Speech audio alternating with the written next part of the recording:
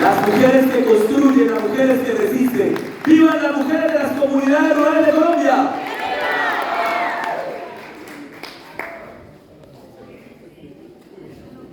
Mujeres construyendo reforma agraria. ¡Que viva! ¡Que viva!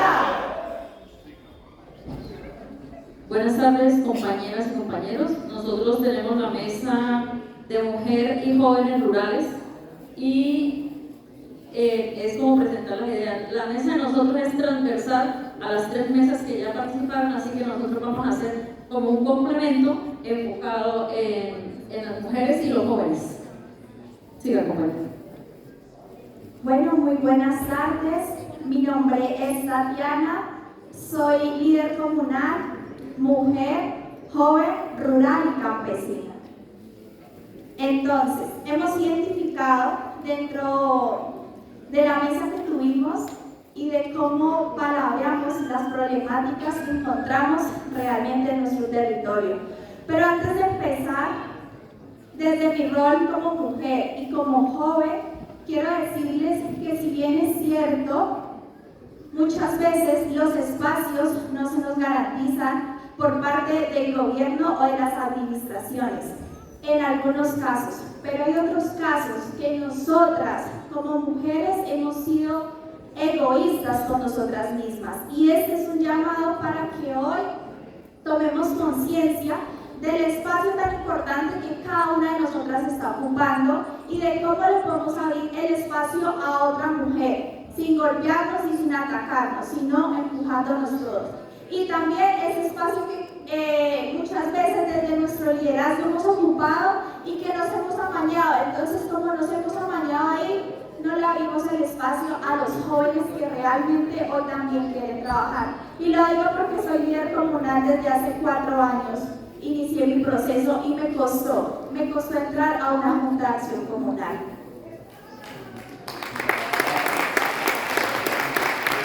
Ahora bien, hemos identificado la falta de paridad de género en los espacios como el Pacto por el Catatumbo, por ejemplo, pero hoy no les hablamos de esa cuota de un 70-30 que muchas veces nos ofrecen, ¿no?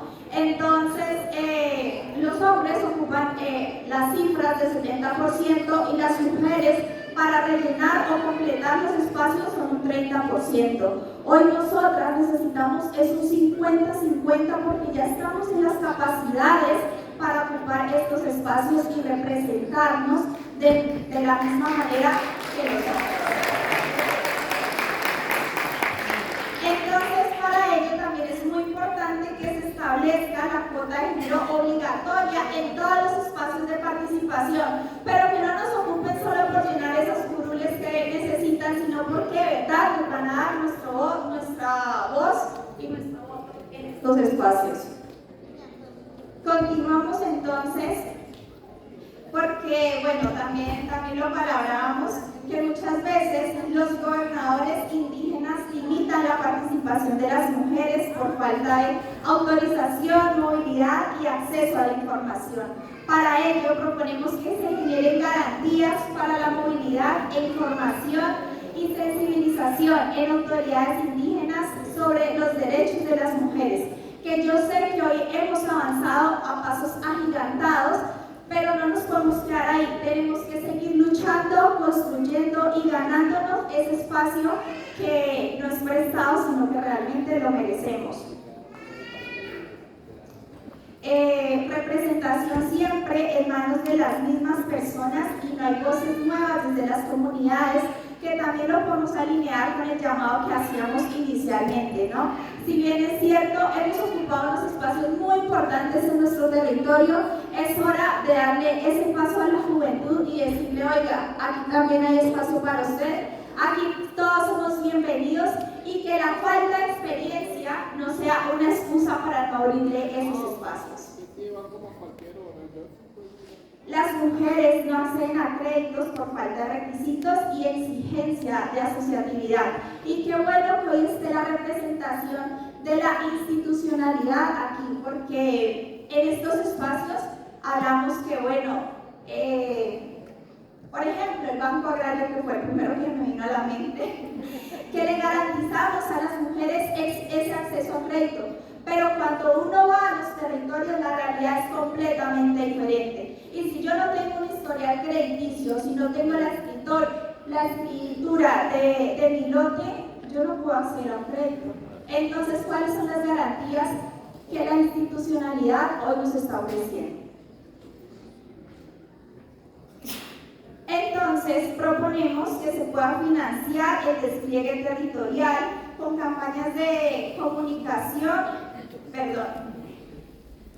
que en este caso entonces exigimos presencia de delegadas mujeres y jóvenes en cada convocatoria y que se puedan flexibilizar los requisitos de acceso rápido a crédito.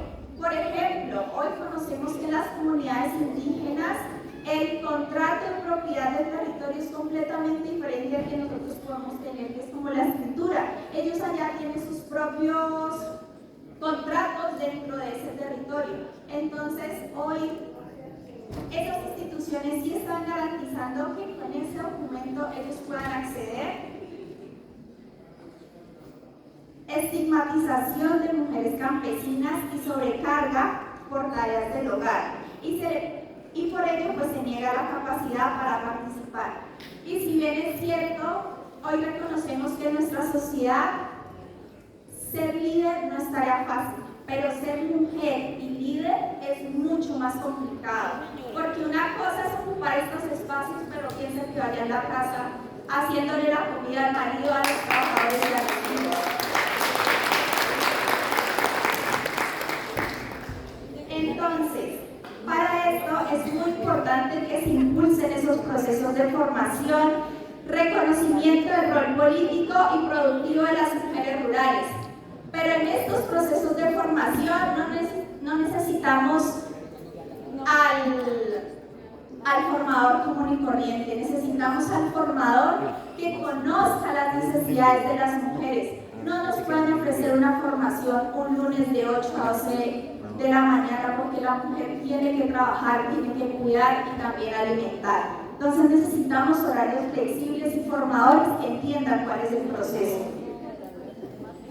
Y bueno, inseguridad por amenazas de actores armados y miedo a conflictos entre organizaciones y dichos actores, que hoy muchos quienes ejercemos nuestro rol de liderazgo en el territorio lo hemos vivido, pero consideramos que se deben implementar garantías reales, certeras y a tiempo. No podemos esperar 6 meses para brindarle seguridad a nuestros líderes que están siendo amenazados en zonas vulnerables. El gobierno tiene que actuar de manera inmediata para disminuir esos casos que se presentan. Bien, el siguiente punto es consolidación de los mecanismos de incidencia política para avanzar en la reforma agraria con participación efectiva. Cuando hablamos de incidencia política, estamos diciendo que a nosotras las mujeres no se nos dan los espacios para llegar a estos sitios donde se toman las decisiones, donde tenemos que dar la voz y el voto. Poníamos un ejemplo, yo soy del municipio de Tibú, del Pacto Catatumbo. En el Pacto Catatumbo hay un consejo y nos peleamos un puesto en ese consejo y nos dijeron, está bien, tienen un puesto pero tienen voz y no tienen voto. Necesitamos la participación efectiva de las mujeres en todos los escenarios de toma de decisiones.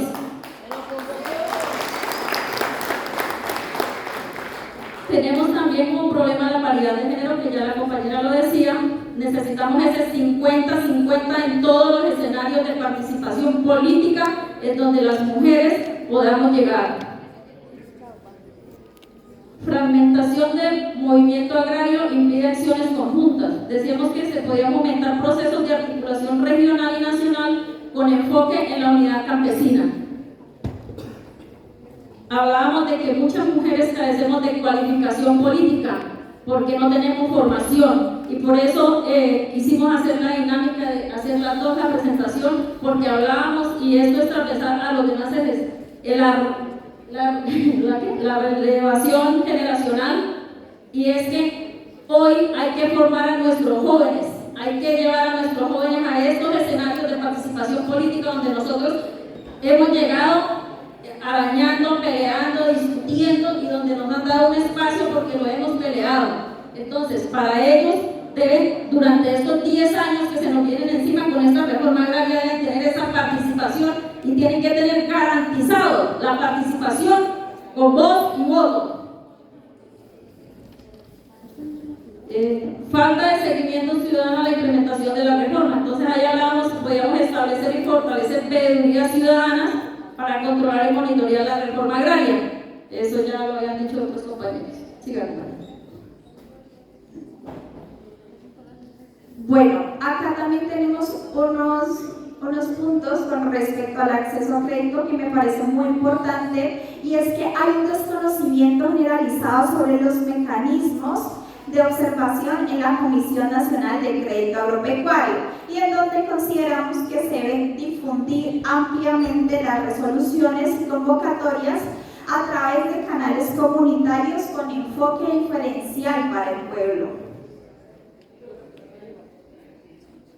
Por otro lado, nos afecta mucho el plazo de las convocatorias y que no se ajustan a las realidades rurales. Además que no tenemos una asesoría técnica en nuestras veredas ni en nuestros corregimientos para la formulación de nuestros proyectos. Entonces, si el líder campesino, si el líder comunal no tiene la formación para la formulación del proyecto, no se puede presentar. Y lo otro es que abre una convocatoria que se cierra a los 2 días. Nadie alcanza ni a formular ni a recoger la documentación, porque a propósito que los ministerios son un poquito demoraditos para entregar los documentos. Entonces podemos hablar o debemos hablar de un ajuste de tiempos en las convocatorias y adaptarlo al contexto rural y étnico de nuestras comunidades.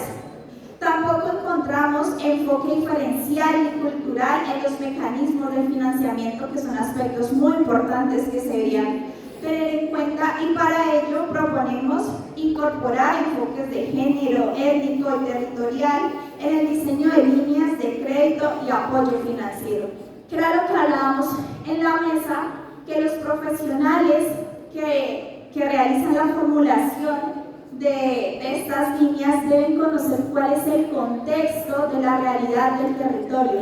Yo no puedo hablar de estudios o de dinámicas muy complejas cuando lo que uno conoce es otra cosa. Y también las barreras lingüísticas que dificultan el acceso a la información sobre los instrumentos financieros.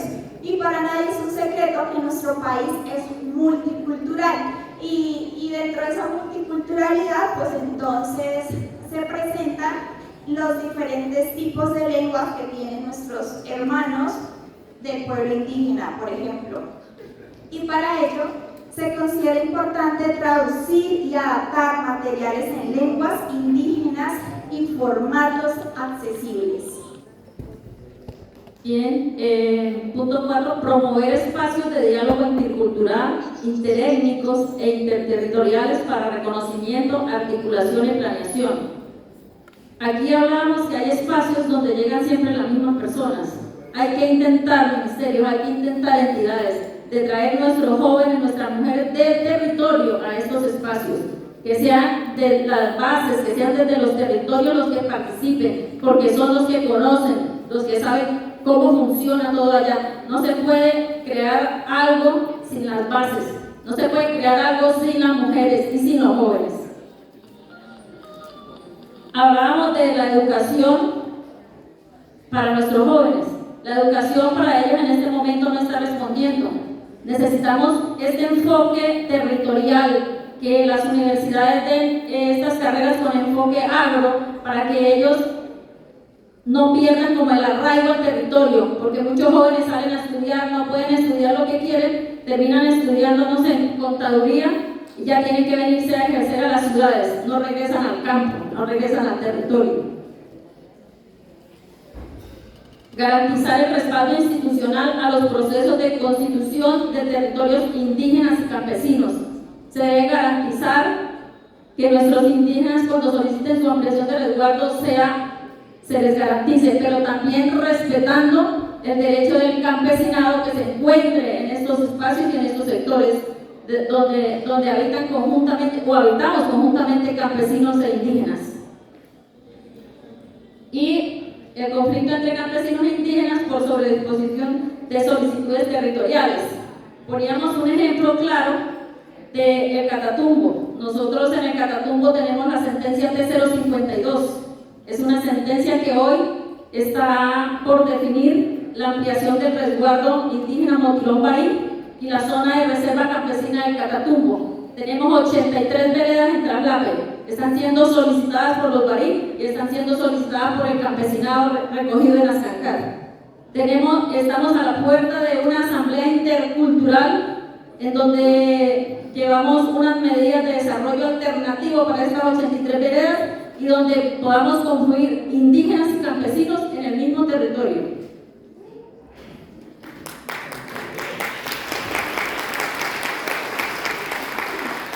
El Estado promueve conflictos al permitir migraciones y ordenamiento territorial. Es implementar estrategias de ordenamiento rural participativo, porque, bueno, esto es casi como volviendo al tema de atrás. El Estado desde Bogotá, en los años 60, a los indígenas les dio una resolución diciendo que ese territorio era de ellos, pero en los años 70 vino el INCOR y tituló a campesinos las mismas tierras. Creó un conflicto entre campesinos e indígenas y hoy día aún a esta fecha estamos a la espera que el Estado defina de quién es el territorio o quién puede habitar el territorio o cómo vamos a vivir conjuntamente e interculturalmente indígenas y campesinos en este territorio. ¿Ya? Bien.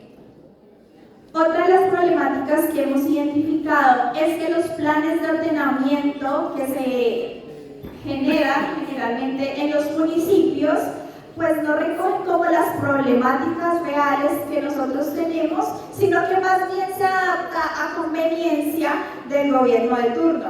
Entonces, para ello es muy importante la participación directa de las comunidades en el diseño, la construcción y el seguimiento, tanto como la veeduría en estos procesos. De igual manera, en estos instrumentos de planeación consideramos que muchas veces participan actores económicos con intereses personales, como por ejemplo para utilizar un terreno rural y colocarlo en tipo suburbano para beneficiar a las constructoras. Ejemplo, lo hablo desde mi territorio. Entonces, es importante que democraticemos los procesos de planeación, hacerlos inclusivos, representativos y de conocimiento de todos los actores del territorio. También hablamos de desarrollar procesos de formación y pedagogía territorial sobre los instrumentos de planificación. Hay muchos campesinos y campesinas que hoy no conocemos qué es un POT, que se crean desde las oficinas de las alcaldías o se crean allá y el campesinado no sabe qué hay en estos POT. Y entonces va y llega a solicitar, no necesito una escuela acá, no está en el POT, pero es que las bases no fueron llamadas para crear estos planes de ordenamiento territorial.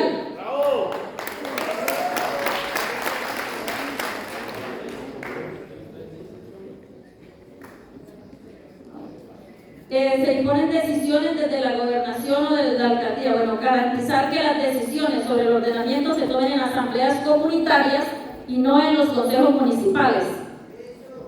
No se integran los planes de vida y desarrollo alternativo o propuestas propias de ordenamiento.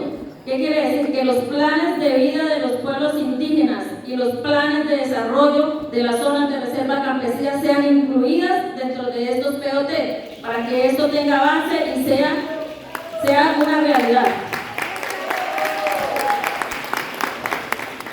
Ya para finalizar, y desde mi rol de joven y líder, todo el mundo habla de que el campo hoy no tiene relevo generacional y no lo va a tener si a nosotros como juventud no nos garantizan que el campo ofrece las verdaderas oportunidades para yo quedarme allá en mi territorio y no tener que irme a la ciudad a buscar trabajo.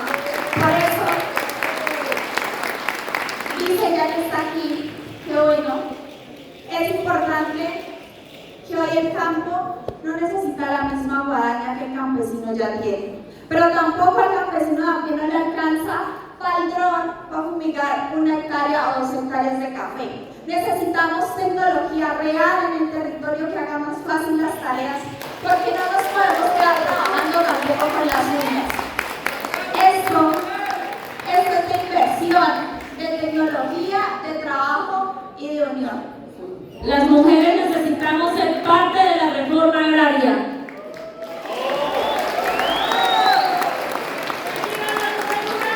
¡Que viva!